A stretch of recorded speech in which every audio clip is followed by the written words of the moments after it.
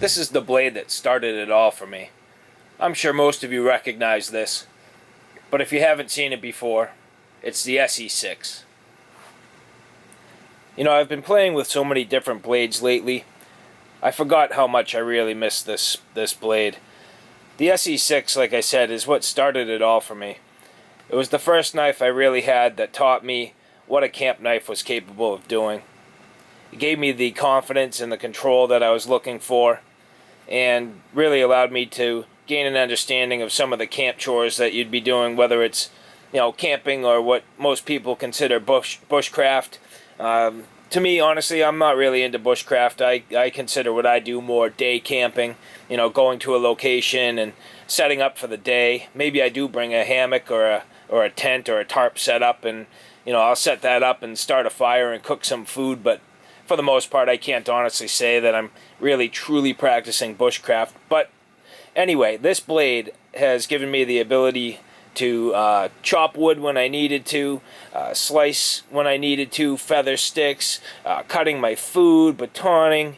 I mean, you name it, and I've done it with this blade, and I've felt confident and comfortable with it. So anyway, you know, I haven't had a chance to use it lately. I kind of feel bad for it. It's been sitting in my toolbox, not getting too much use, and I said, hey, what the heck? You know, I want to hang out with my ESEE.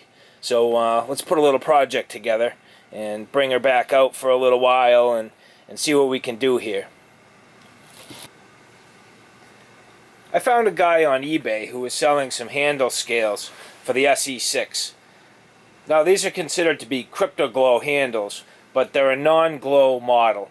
So Kryptoglow does have some glowing models if you check into it, but like I said, these happen to be the non-glow models, and I just liked them. I like the color. I like the you know, the color and the overall size, the way it looked, and so I figured I'd try both of these and you know, give my blade a little facelift, try the couple of different combinations to see what I liked, and I'm going to compare these against the factory scales to see how they measure up. So again, these are the Kryptoglow scales for an SE6. These particular scales are brown with almost a gold flake on the edge. Has a black liner on the inside.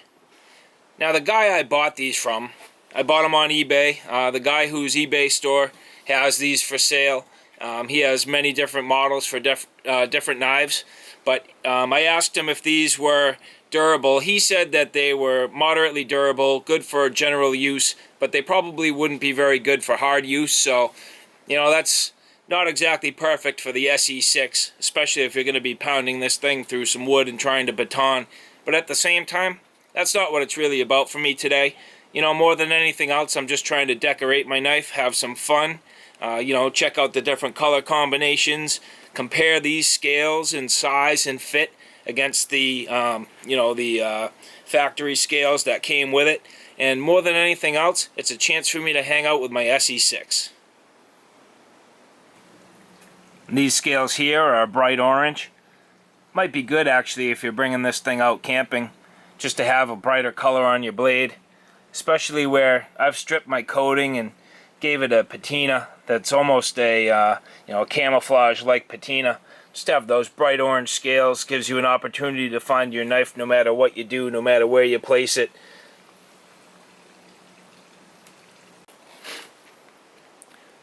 So I'll start here by removing the factory scales. Once I get these removed, I'll compare them against the new scales.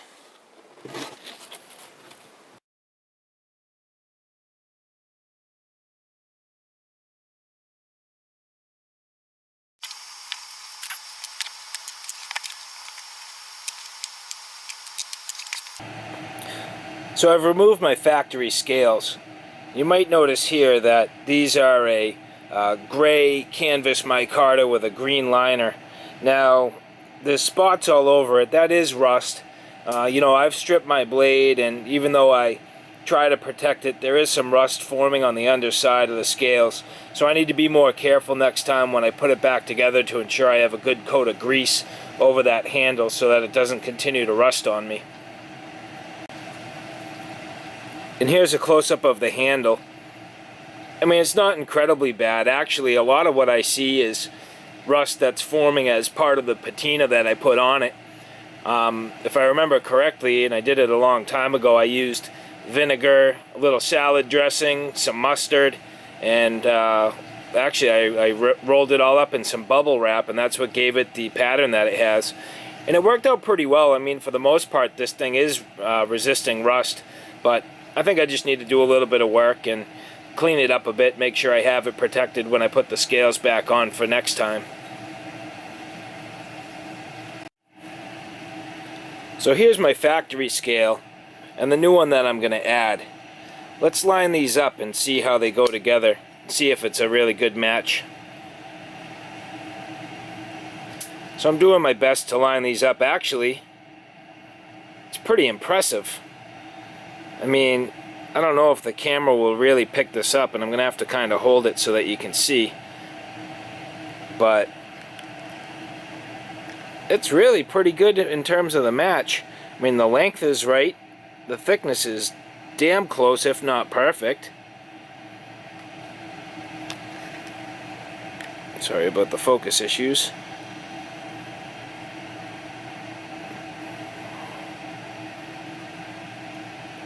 I hope you can see that. The little bit of misalignment you're seeing there is more because of me not holding it right. There you go. So yeah, I think these look like they're going to work out pretty nice. And just for the heck of it, let's double check the orange. That might actually show up better on camera. So there you have it. Let's get that in focus. There you go. I mean, pretty nice. The holes all line up. I kind of wish these orange ones had a liner in there. It'd be pretty sharp. But anyway, let's dress this thing up, see how she looks. So here we go with the orange scales. I think that looks pretty sharp. Definitely fits super nice.